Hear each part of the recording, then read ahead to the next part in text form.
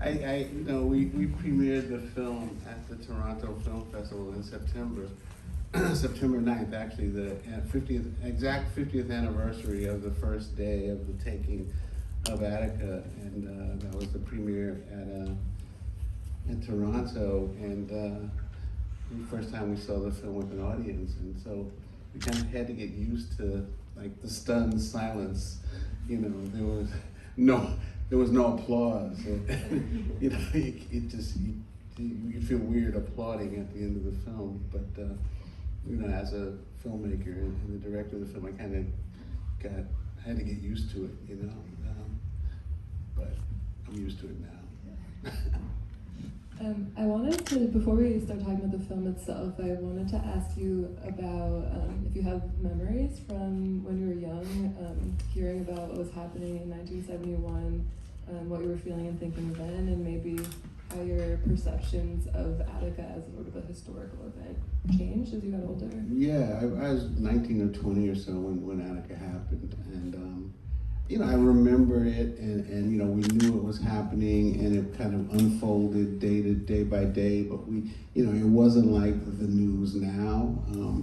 Attica again is 250 miles from New York. They were shooting on film, and they had to put the film on a plane and then fly it back down to New York, and then get it developed, and so there were very short stories, and I just remember that, that kind of sinking feeling, when they went in and the people were killed, just kind of like, oh no, what happened, and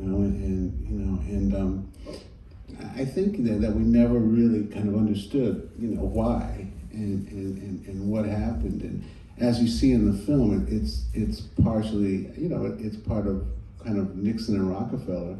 There was no inciting incident. It wasn't like Attica got any worse from the fourth day to the fifth day. They just made a decision that these people were expendable, and there was no plan. I mean, they dropped the gas so they couldn't see, and then they start shooting into the gas. It's just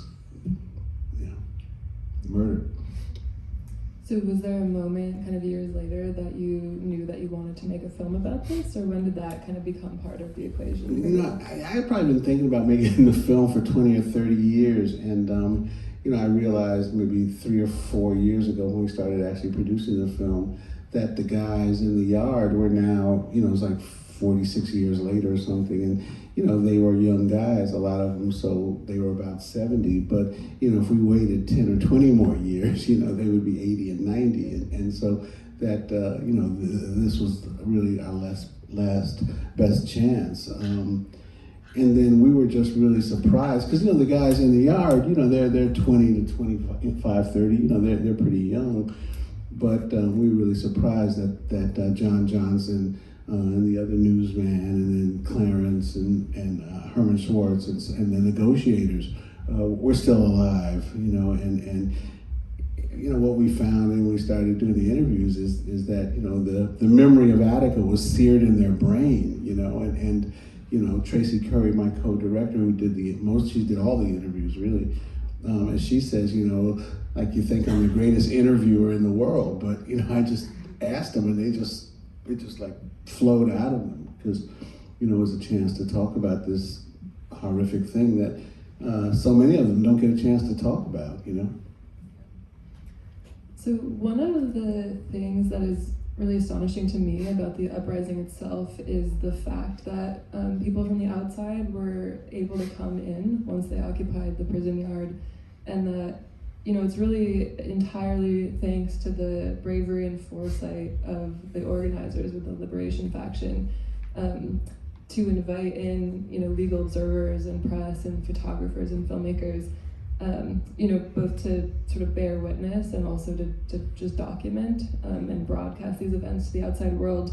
And also that it's entirely thanks to them that we have a sort of visual archive of that event now. And I feel like in the film that feels like a real turning point to me when like the press enter into the prison yard. And I feel like the story really starts to kind of unfold at that moment. So I was hoping you could talk about like that moment and kind of constructing like the history of Attica in retrospect? Yeah, I mean, I think that the film is what it is because the inmates invited the press in, and they invited the press in, the cameras, like, early on the first day. I mean, they felt that in some ways that if the whole thing was filmed, they would be protected, and okay, the world is seeing, so the incredible footage, that was there, and I don't think that, like so many times for these kind of events, every year or when the anniversary rolls up, maybe the news director of some station, NBC, CBS says, pull the clips from Attica, we'll do a 2-minute segment, and they go back and they pull a reel that says, Attica highlights. The difference in what we did here and what we do is that we went back to the networks and said, just give us every single thing you have, and I should also say the whole film was made in the time of COVID. So we were supposed to start shooting in April of 2020, and COVID struck, really hard in March.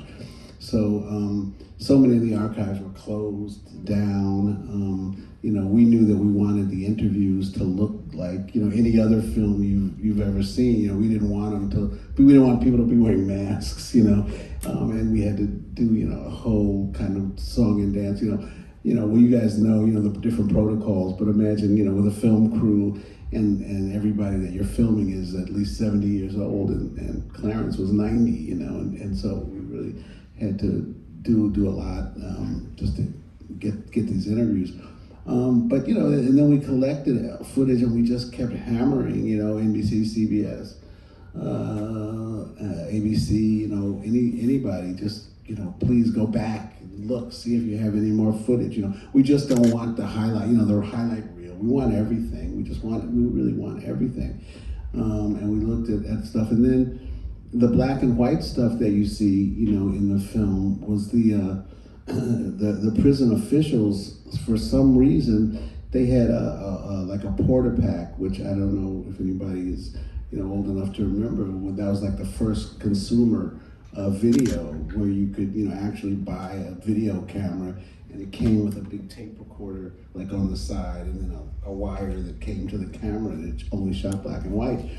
But they had a camera, and they were shooting up in the tower the whole time. And that's where, you see them actually take the scope off the rifle and shoot. I mean, that's real. They're shooting through the rifle scope to try to get a telephoto lens so they can get closer, and you see the people in the crosshairs. And then also, I don't think they knew how to turn off the mic. So you hear them talking, like, that's the biggest, blackest, ugliest Negro I've ever seen, and those kind of things. And so, that's all the New York State surveillance footage. And so, we just looked at all of it, and then also listened to all of it, because, so much of the stuff is just so incredible. Where they start yelling white power, like, it was like, if you hadn't just listened to everything, we might have just missed that. The conversations between Nixon and Rockefeller, obviously, we all know that Nixon's, was paranoid and crazy, and he taped all of that stuff. He taped all his phone calls, and so we found those. And I have to think that he was so concerned with erasing the Watergate tapes that he forgot to erase these. so we were like, but it's just fascinating. So it's just a matter of just really just looking, and looking at every single frame of film or footage that we find. Yeah, so I was curious, I was going to ask you about the process of sourcing archival material. I don't know if there was actually a short film that came out a few years ago that's made entirely of the surveillance footage, but did you include or license any footage from Cinder Firestone's Attica, or what? There were a handful of Attica documentaries from the time. Yeah, I mean, we tried to go back to the source if possible. what's really weird, the archives kind of always like give the impression that, they're so efficient. But like when you look at Cinda Firestone's movie that was, I think, done in 73, so the uprising was in 71, so this was done right after, there's footage that that is accredited to NBC, but they no longer have, anymore. So in that case, we usually have to pay. We have to pay the filmmaker because that's where we're getting it, and we have to pay NBC also because the footage actually belongs to NBC. So we probably have to pay twice. I just am so struck by the fact that all of that footage was captured in such a contained, time and space. I remember the first time I saw Cinda Firestone's Attica, which maybe some people here have seen also. I just was like overcome with this feeling that like there's a reason that we're not usually sort of able to see what's happening on the inside of prisons. Like this system of violence sort of needs to be concealed, and it's really astonishing that they were able to kind of shed light on what was happening through their own organizing tactics. Prisons are built in the middle of nowhere. That's why Attica exists in the town of Attica, 250 miles from New York. Where we don't see. Part of the objective of prisons is so that the people in prisons and the whole system is out of sight and out of mind. We don't have to think about them. The guy who says it's the first time he's seen the night sky in 22 years. There's over 2 million people in prison. So today.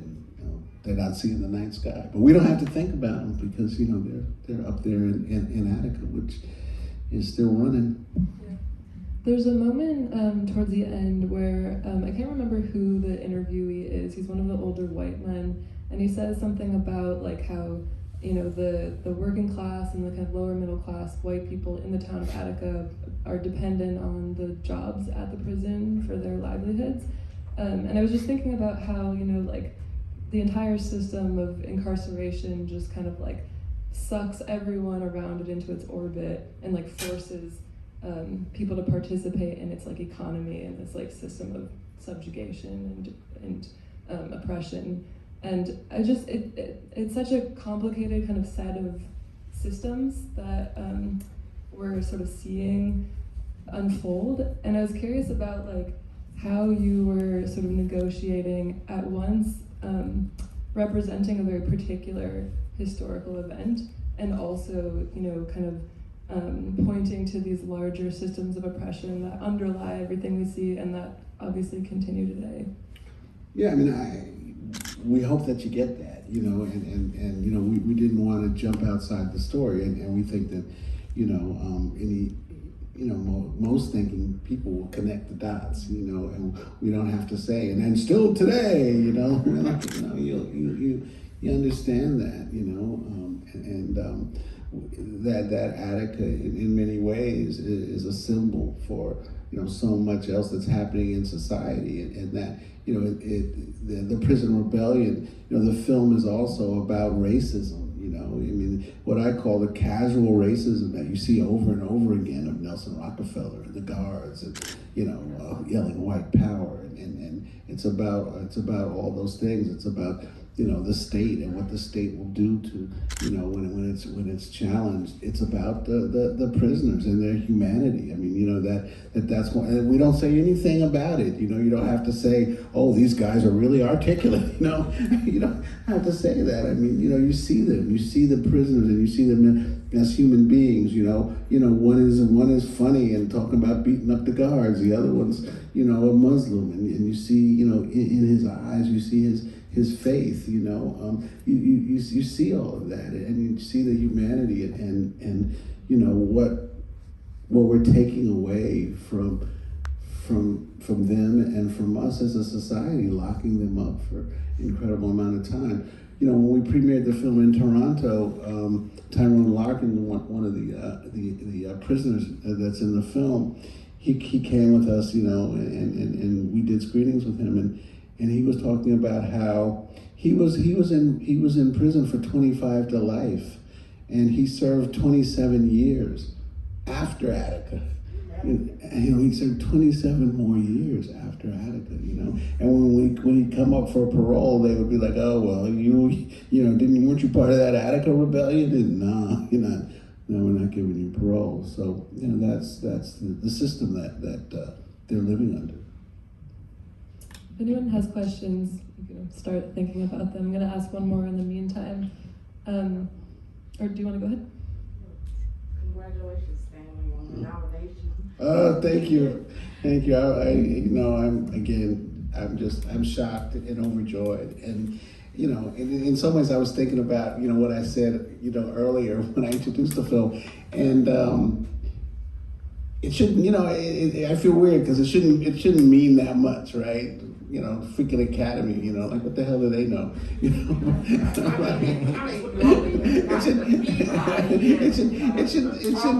It shouldn't mean so much, but it does, it does, and I'm overjoyed of it, and I'm overjoyed at the the valuation that the validation that it gives the film, people have to look at it. Was it difficult to get the hostages' families to interview with you, given what's happening now in terms of people's attitudes?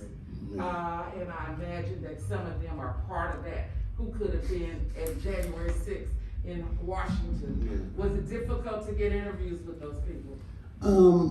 I just want to say that my heart really goes out to the people who did agree to be interviewed, because and you see how devastated they were, and in some ways they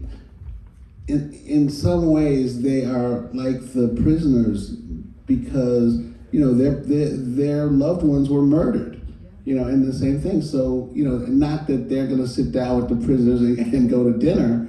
But that they also hate the state and what the state did. Now I should say that we had lined up three guards and their families to actually interview the guards, and they all pulled out at once. They called and said, we're not gonna do it. And we've looked online, and we know the type of films that Stanley Nelson does, and we don't want to be part of it. And I'm like, well, okay. I think that it's okay, but they did just pull out altogether. If anyone else has questions, go ahead. Thank you so much for this film. Firstly, I think it's given the context and what's happening in right now, I think it's so important to be aware of it. My question is, there was a thing that was brought up that the town was mostly white and the guards were mostly white. And I kept wondering, would it be any different had the guards been black or brown? Is it about diversifying these systems, or is it about dismantling them? I think ultimately it's about dismantling them or really changing them in a way that's just as well as dismantling them. But I do think that if they had some black or brown people around, when they invade the prison, with over 500 people, there's not one black or brown person that I've seen in all the footage. And believe me, we've looked at all of it. There's none. And just to be clear, that the guards in the prison were all white. And as far as I know, the town was all white. So I think the National Guard were all white too, but the National Guard were a little bit different because actually the National Guard was trained, and so the people who went into the prison were the former guards who had been torturing the prisoners before, and felt that the prisoners were torturing the other guards inside, and the highway patrol. And the highway patrol are the guys who stop you on the highway and give you a speeding ticket. You know, they didn't know anything about, you know, a hostage crisis or anything like that. It was just, you know, I don't know. The only thing that comes to my mind right now is clusterfuck. That's what it was, you know, going in there. It was just nuts. Yeah. So I grew up in Buffalo, and which is actually very near Attica, and people in Buffalo knew people who worked, you know, like I knew the chaplain. I don't know if he was the chaplain then, but he had been the chaplain. And when the uprising first happened, I remember as high school kids, we were all very, you know, like Attica, we were all excited, but there was you mentioned it briefly in the film, but there was a tremendous amount of rumor that took hold very quickly about just absolute horror going on in the prison. So that by the time the National Guard, not the National Guard, but the killers went in and killed everybody, there was total confusion as to who was, you know, the slit-throating and all, the throat-slitting and all that. I mean, that and the castration and all these kinds of things were just rumors like crazy in Buffalo. So I imagine in Attica it was really wild. But in any of the footage, I mean, I guess the people who were the committee or the journalists or whatever, did they do reports at that time, besides the ones we saw, saying actually the hostages are being treated very well, actually, you know, there's a lot of rumor going on, but it's not true? I mean, is there that kind of footage? Was that No. out there? No, I mean, I have never seen anything like that. But again, they were all, you know, they were not the news. You know, the only people who were the news in the film is John Johnson and Stuart Dan, and they were reporters. And John Johnson, the black reporter, actually refused to report that the inmates had slit throats, and he was, you know, really ostracized and censored by ABC News because he said he would not report that because he didn't see it. He said I didn't see it. I don't know. I can't report it because I didn't see it. But I think that in some ways, you know, it was maybe at the same time the best of the news and the worst. You know, the best that they went in there and they were covering it and showing it, and the worst that they didn't dispel, you know, some of the lies that were spreading and the rumors that were spreading, and in fact, you know, spread the rumors themselves that, you know, 8 hostage throats were slit and things like that. So in many ways, you know, finally, you know, the news really, you know, let the prisoners down and the situation down, I think. Can I ask one more question about the footage? Just where does the footage come from with all the blood and the prisoners walking naked and stuff? Was that from the prison? The great color pictures of the prisoners naked and the bloody were collected as evidence. Liz Fink, who's passed away, was the head lawyer in the 25-year suit, and that is part of like the Liz Fink collection, you know, that is in many ways public, and kind of nobody really knows who took those pictures. Nobody has claimed responsibility for taking those pictures, but the pictures are incredible. I mean, you know, they're incredible as a testament, but they're really, you know, incredibly professional and incredibly composed. And, you know, one of the things that's really interesting is that I think that the pictures of the guys nude, you know, with their hands on top of their heads are, in many ways, you know, of all the horrible images, are the most affecting images in the film. I mean, that's what, you know, we always hear questions about and people talk about. They're just so incredibly powerful. Thank you so much. So I was looking over, first of all, I'd like to say great job.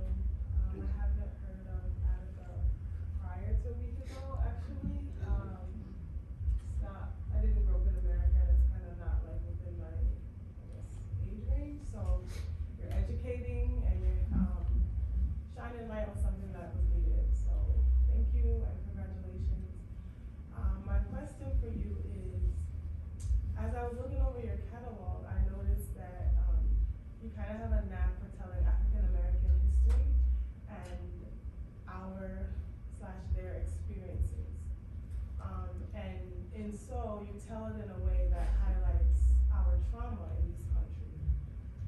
What would you say to someone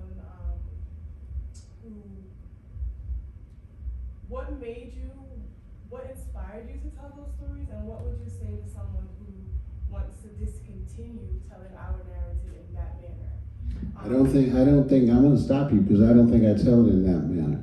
I think that I tell it. I think that I tell the stories honestly and as it is. You know, I try to look for a real happy ending for Attica, but there is none.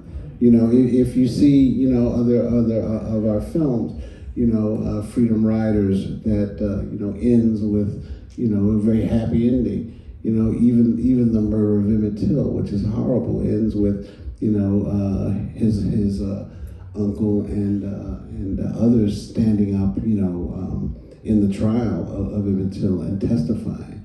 So I don't think that, you know, that my films are any way, you know, trauma porn. You know, that's not what they are. I think that this is an individual film. And so I think that, you know, by reading something in the catalog, you know, you really have to see the films to understand them. I think what really inspired me was you showed their humanity in such a powerful, powerful way. And I just can't imagine how anyone could see that and not see that the prisoners were just such strong men. And to see that other people would treat them like that is just beyond anything any of us, I would, you know, could imagine. And they had the ability there to even the score. But they chose again and again, every single decision they made in that, you know, during that crisis, they chose the high road.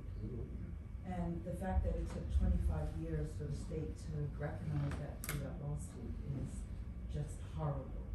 But I appreciate you so much, and shout out from Baltimore. Well, thank you. Yeah, but I appreciate you so much and how you showed their humanity. Thanks. It's very deep. Good. Question: what changes came out of the riot? What happened afterwards to the? Yeah, that's a good question. The prisoners, everyone else. That's a good question. I mean, I think that things got better superficially for a little while. You know, they got 2 rolls of toilet paper instead of 1 per month. But in a way, you know, prisons are better, I guess, than they were. But, you know, you're talking about that balanced against, you know, 2 million people being incarcerated, right? And so I think it's still a horribly cruel system, even though maybe for a brief period of time you could say that things, you know, got better.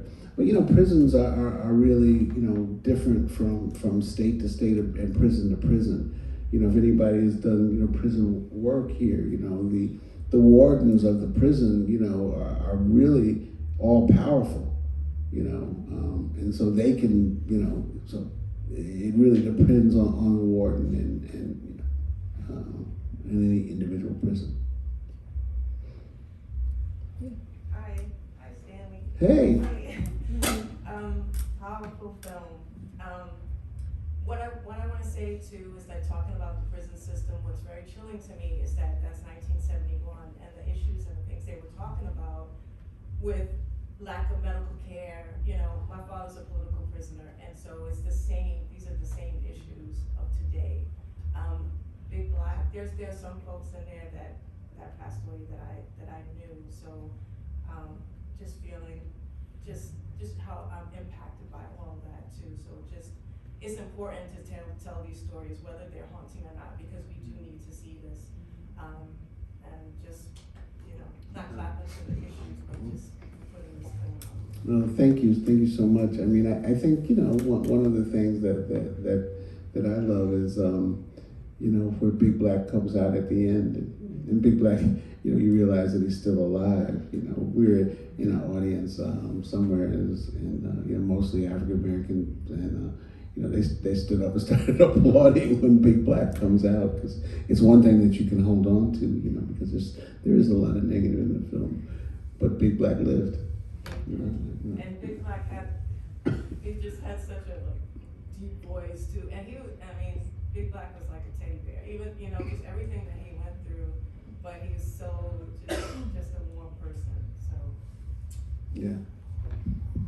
Yeah, one thing that I really like about the film is that you get to experience kind of like a really full range of emotions and experiences, like the sequence when they're first setting up the encampment and the occupation is so full of joy and camaraderie and celebration and just like, this overwhelming feeling of like solidarity between people who are really kind of taking power into their own hands, and then also, just you don't hold back or kind of lighten the just like ultimate, brutality of the state in the face of anything challenging their total control. So you really get all those things. I think that's a great point. The end of the film is so devastating and so like sustained. Just as like one thing after the other.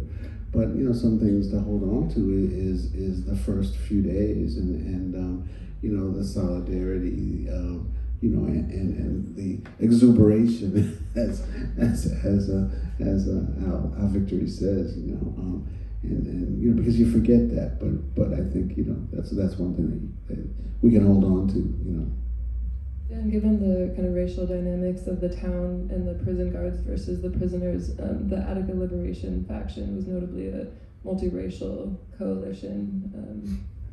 That's the question I wanted to ask. Did anybody ever report that in the reports that it was multiracial?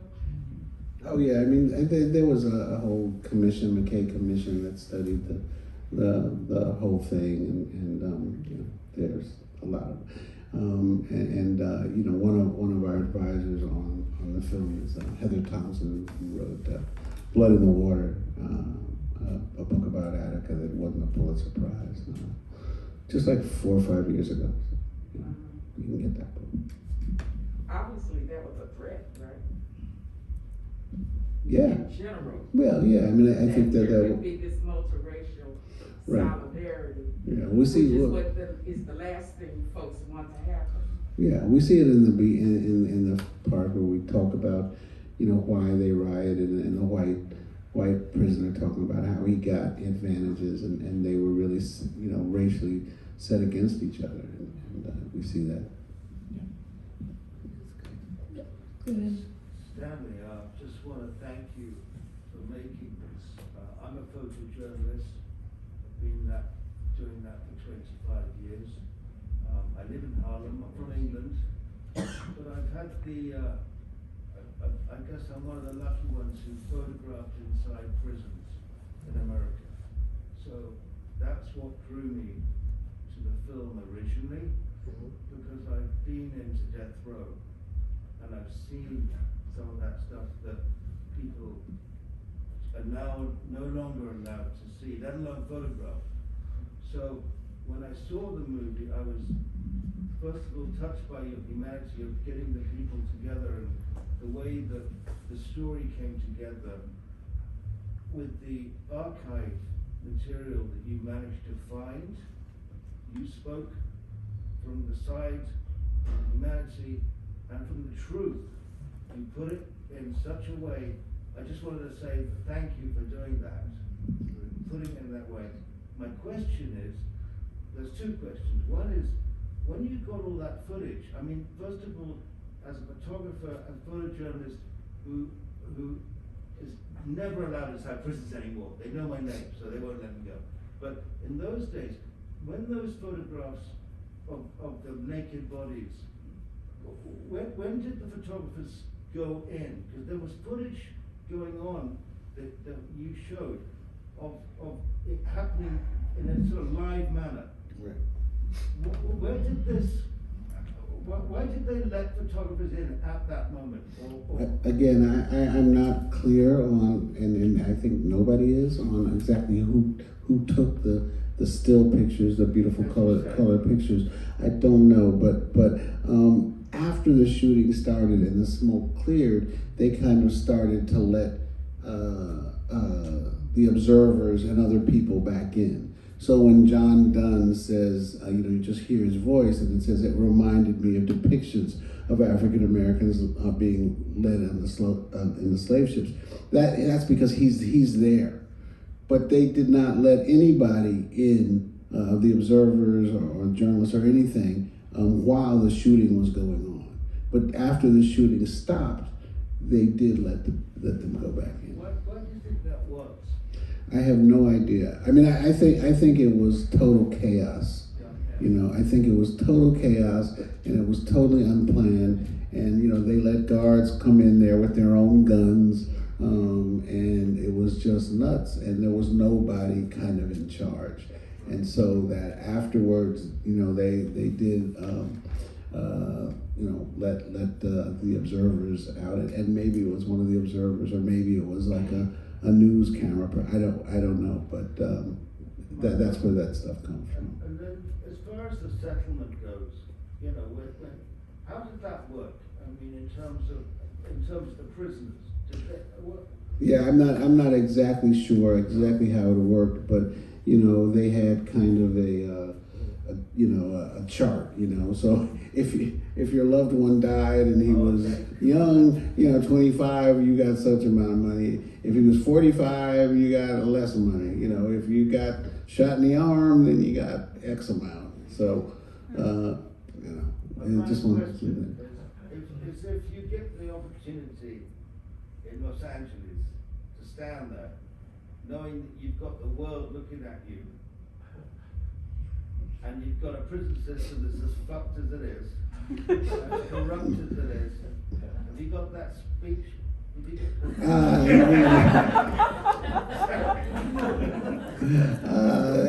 No, not yet. not yet, but we got a lot of time to think about it. For those who don't know, we just found out, like Tuesday morning. So, Tuesday morning at 8:34 a.m., so we found out. So, yeah. I think we're all looking forward to that acceptance speech. It should be. I'll try to make it interesting. If I win, I'll definitely be thinking about this crowd here. I'm gonna ask a question that's related to that. Yeah, go ahead. When they show the clips for each film that's been nominated, do you have any say over what clips those are that get showed, or do they pick the Academy, whatever that is? I mean, at the awards, I haven't heard yet. I truly don't know if we could. So what do you want to see? Something about the you want to see some blood? We should all decide right now so that you're ready. Yeah, go ahead. I mean, it was really amazing and obviously so difficult to watch, and I was wondering how y'all took care of yourselves while you were going about making film. I think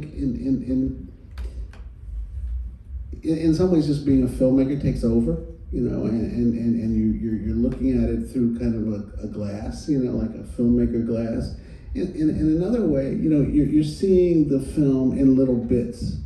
So it's much more powerful what you just saw, than oh, look at this, oh my God, this is a great picture, wow, this is a crappy picture, this is a crappy picture, oh, this is a good one, and it's not, so it's really, in many ways, it's much more affecting, the way it's put together. I was like, really traumatized back there, because I hadn't seen it in a while. So it's, and then,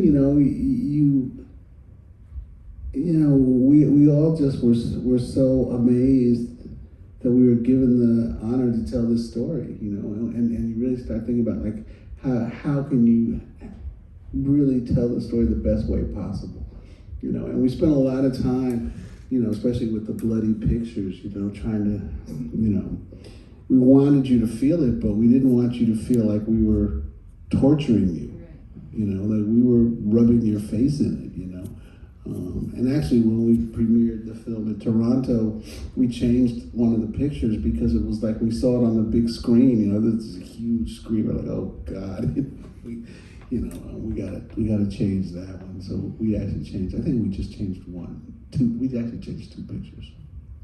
I'm gonna ask one last Sure. really big sweeping question before we head out, which is what is the legacy of Attica in your mind, and how can we carry the revolutionary spirit of Attica in our collective struggle against the prison system today? I mean, I think in one way, the story of Attica is the story of prisoners that who had no power at all, none, who rose up, against the system, against the state, and it's also the story of what the state will do to gain control and repress, that spirit and that movement. I think that all of us can just, if we just think a little bit about the fact that people are still going to prison for a crazy amount of time for, how did the prison end up being, like 80, 70, 80% black and brown? And like what, So it's just a horrible system, and I think that at least we can start thinking about it, and that's the first thing, and then we can start trying to change the system, and it's going to be bit by bit. Really quick one. I actually just wanted to make a comment, because the film really, it struck me to ask the question is how do we function as a society under pressure, and then how do we function as a society under the system, because it really showed the heart of the people when it came down to it, because the prisoners were I feel like they functioned so much in love versus what was on the outside. And those are the people that aren't in the prison system. But I think it was stated in the film like someone had went to prison for life for like a petty crime or something like that. Like a $10 or something. George Jackson. Yeah. So just like it allowed them to, and there was another comment in the film where a prisoner said, it was like these are the real cold-blooded killers, because they're just shooting people down with no, they were just, at the end of it. But again, just asking that question as far as the pressure goes, who are we under pressure when it comes to this system? I'm not sure I understand the question, but.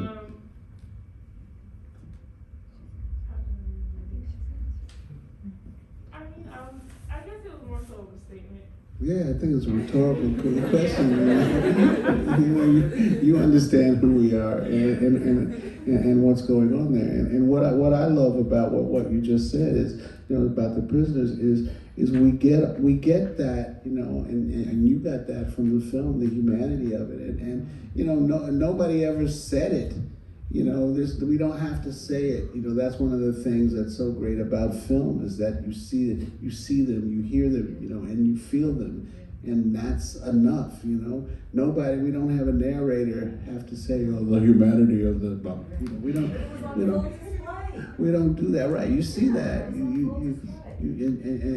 you understand it, and you also understand the crime and the cruelty of putting these guys in prison, for 27 years and longer in just this, horror state. So anyway.